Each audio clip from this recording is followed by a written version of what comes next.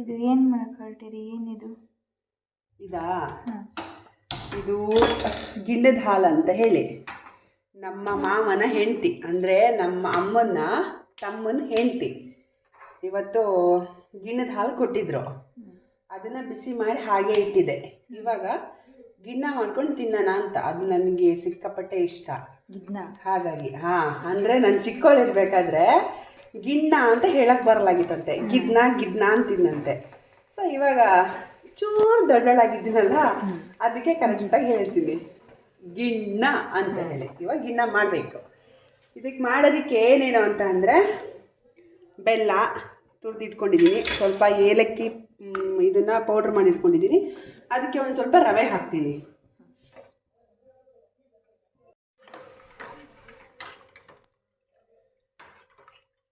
ಇದಕ್ಕೆ ರವೆ ಹಾಕ್ತಾ ಇಲ್ಲ, ಏಲಕ್ಕಿ ಪುಡಿ ಹಾಕ್ತಾ ಇದ್ದೀನಿ. ಏಲಕ್ಕಿ ಪುಡಿ ಹಾಕಿದ ನಂತರ ಬೆಲ್ಲ ಇಷ್ಟು ಬೇಡ, ಬಟ್ ಎಷ್ಟು ಬೇಕು ಅಷ್ಟು ನೋಡಿಕೊಂಡು ಸೊ ಬೆಲ್ಲ ಹಾಕ್ತೀನಿ. ಇಷ್ಟು ಸಾಕು ಅನಿಸುತ್ತೆ ಸದ್ಯ. ಅದು ಕುದಿಯೋವರೆಗೂ ಹೀಗೆ ಮಾಡ್ತಾ ಇರಬೇಕು. ಇಲ್ಲಾಂದರೆ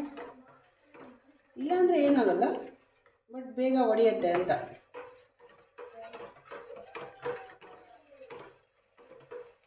ಇದು ನನಗೆ ಸಿಕ್ಕಾಪಟ್ಟೆ ಇಷ್ಟ, ತುಂಬ ಫೇವ್ರೆಟ್ ಫುಡ್ ಇದು ನನಗೆ.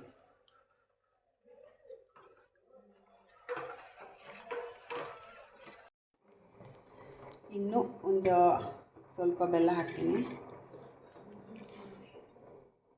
ಸೊ ಫೈನಲಿ ಇಷ್ಟು ಸಾಕು.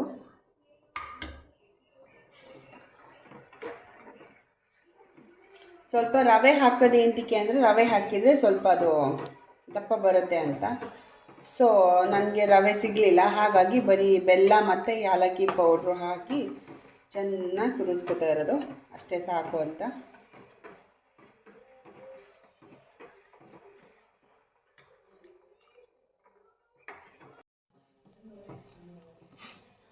ನೋಡಿ, ಇನ್ನು ರೆಡಿ ಆಗ್ತಾ ಇದೆ.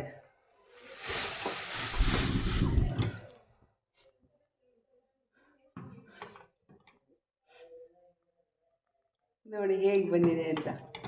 ಬಟ್ ಇದ್ರ ರುಚಿ ಮಾತ್ರ ಬಾಬಾ ಸಖತ್ತಾಗಿರುತ್ತೆ. ನನಗೆ ತುಂಬ ಫೇವ್ರೆಟ್ಟು. ನಾ ಹಾಲು ಅದೆಲ್ಲ ಅಷ್ಟೊಂದು ಕುಡಿಯಲ್ಲ, ಒಂಥರ ಅನಿಸುತ್ತೆ. ಮೊಸರು ತಿಂತೀನಿ, ತುಪ್ಪ ತಿಂತೀನಿ, ಬೆಣ್ಣೆನೂ ಇಷ್ಟ ಆಗೋಲ್ಲ. ಬಟ್ ಈ ಗಿಣ್ಣು ಸಖತ್ ಇಷ್ಟ ಆಗುತ್ತೆ. ನೋಡಿ ಹೆಂಗೆ ಬಂದಿದೆ, ಏಲಕ್ಕಿ ಘಮ ಘಮ ಅಂತಿದೆ. ಆಹಾ,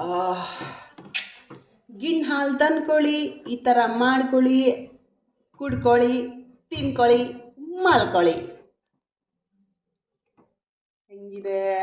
ಬಾಯಲ್ಲೆಲ್ಲ ನೀರು ಬರ್ತಿದೆಯಾ?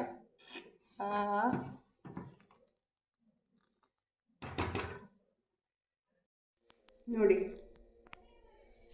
ಫೈನಲಿ ಗಿಣ್ಣು ಈ ಥರ ಬಂದಿದೆ. ಇವಾಗ ತೆಗೆದು ಲೋಟಕ್ಕೆ ಹಾಕ್ತಾ ಇದ್ದೀನಿ. ಸೊ ಈ ಚಿಕ್ಕ ಲೋಟ ದೊಡ್ಡ ಲೋಟಗೆ ಯಾರ್ಯಾರಿಗೆ ಅಂತ ನೋಡ್ತಿದ್ರಾ? ಇದು ಚಿಕ್ಕದು ನಮ್ಮ ಪುಟಾಣಿ ಅಮ್ಮಗೆ, ಇದು ನಮ್ಮನೆಗೆ ಒಂದು ಮಂಗ ಐತಿ, ಅದಕ್ಕೆ ಈ ದೊಡ್ಡದೊಂದು ನನಗೆ. ಸೊ ನಾನು ಸ್ವಲ್ಪ ದೊಡ್ಡಳಲ್ಲ, ಹಾಗಾಗಿ ಒಂದು ಸ್ವಲ್ಪ ಸಣ್ಣ ಲೋಟ ಬಿಟ್ಟು ಒಂದು ಸ್ವಲ್ಪ ದೊಡ್ಡ ಲೋಟ. ಸೊ ಇದಿಷ್ಟು ಉಳಿಯುತ್ತೆ, ಇದನ್ನು ಕೂಡ ನಾನೇ ತಿನ್ನೋದು. ಬಾಯ್ ಬಾಯ್.